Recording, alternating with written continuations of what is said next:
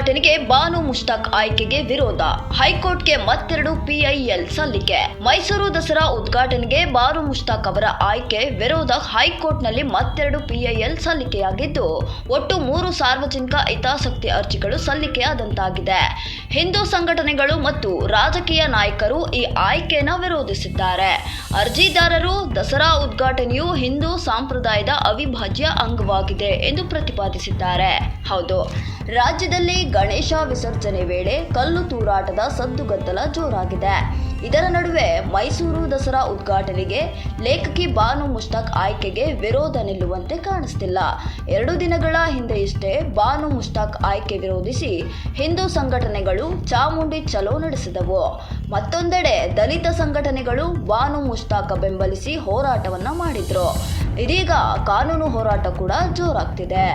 ಹೌದು, ನಾಡಹಬ್ಬ ಐತಿಹಾಸಿಕ ಮೈಸೂರು ದಸರಾ ಉದ್ಘಾಟನೆಗೆ ಬೂಕರ್ ಪ್ರಶಸ್ತಿ ಪುರಸ್ಕೃತ ಲೇಖಕಿ ಬಾನು ಮುಷ್ತಾಕ್ರನ್ನ ಮುಖ್ಯ ಅತಿಥಿಯಾಗಿ ಆಹ್ವಾನಿಸಿರುವ ರಾಜ್ಯ ಸರ್ಕಾರದ ಕ್ರಮ ಪ್ರಶ್ನಿಸಿ ಮಾಜಿ ಸಂಸದ ಪ್ರತಾಪ್ ಸಿಂಹ ಈಗಾಗಲೇ ಹೈಕೋರ್ಟ್ ಮೆಟ್ಟಿಲೇರಿರುವುದು ಎಲ್ಲರಿಗೂ ತಿಳಿದಿದೆ.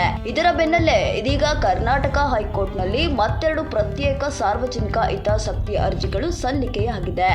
ಹಿಂದೂ ಅಲ್ಲದೆ ಬಾನು ಮುಷ್ತಾಕ್ರನ್ನ ದಸರಾ ಉದ್ಘಾಟನೆಗೆ ಆಹ್ವಾನಿಸಿರುವ ನಿರ್ಧಾರ ವಾಪಸ್ ಪಡೆಯಲು ಸರ್ಕಾರಕ್ಕೆ ನಿರ್ದೇಶನ ನೀಡಬೇಕು. ಅದೇ ರೀತಿ ದಸರಾ ಉದ್ಘಾಟನೆಯು ಹಿಂದೂ ಧಾರ್ಮಿಕ ಸಂಪ್ರದಾಯದ ಅವಿಭಾಜ್ಯ ಭಾಗವೆಂದು ಘೋಷಿಸಿ ಅದನ್ನ ಹಿಂದೂ ಗಣ್ಯರಿಂದ ಉದ್ಘಾಟಿಸಬೇಕು.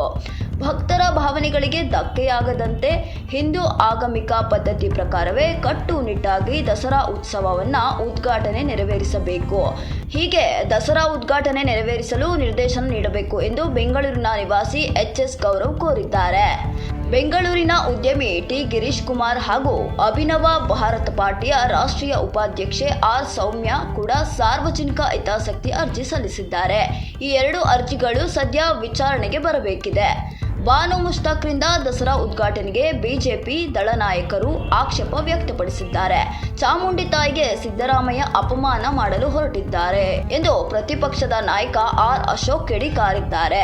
ಇನ್ನು ಬಾನು ಮುಷ್ತಾಕ್ ದಸರಾ ಉದ್ಘಾಟಿಸುವುದೇ ಆದರೆ ಅವರು ಅರಿಶಿಣ ಕುಂಕುಮ ಹೂವು ತೊಟ್ಟು ದೇವಿಯ ಪೂಜೆ ನೆರವೇರಿಸಲಿ ಎಂದು ಜೆಡಿಎಸ್ ಶಾಸಕ ಎಂ. ಮಂಜು ಹೇಳಿದ್ದಾರೆ. ಅದೇನೇ ಇರಲಿ, ಬಾನು ಮುಷ್ತಾಕ್ರ ಆಯ್ಕೆ ವಿರೋಧಿಸಿ ಕೋರ್ಟ್ಗೆ ಒಟ್ಟು 3 ಅರ್ಜಿಗಳು ಸಲ್ಲಿಕೆಯಾಗಿವೆ. ಕೋರ್ಟ್ ಈ ಎಲ್ಲಾ ವಿವಾದಗಳಿಗೆ ಅಂತ್ಯ ಹಾಡುತ್ತಾ ಇಲ್ವಾ ಅನ್ನೋದನ್ನ ಕಾದು ನೋಡಬೇಕಿದೆ. ಹಾಗಿದ್ರೆ ನಿಮ್ಮ ಪ್ರಕಾರ ಬಾನು ಮುಷ್ತಾಕ್ರನ್ನ ಆಯ್ಕೆ ವಿರೋಧ ಸರಿನಾ ತಪ್ಪಾ ಅನ್ನೋದನ್ನ ಕಾಮೆಂಟ್ನಲ್ಲಿ ತಿಳಿಸಿ. ತಪ್ಪದೇ ನಮ್ಮ ಚಾನಲ್ ಅನ್ನ ಸಬ್ಸ್ಕ್ರೈಬ್ ಮಾಡಿ.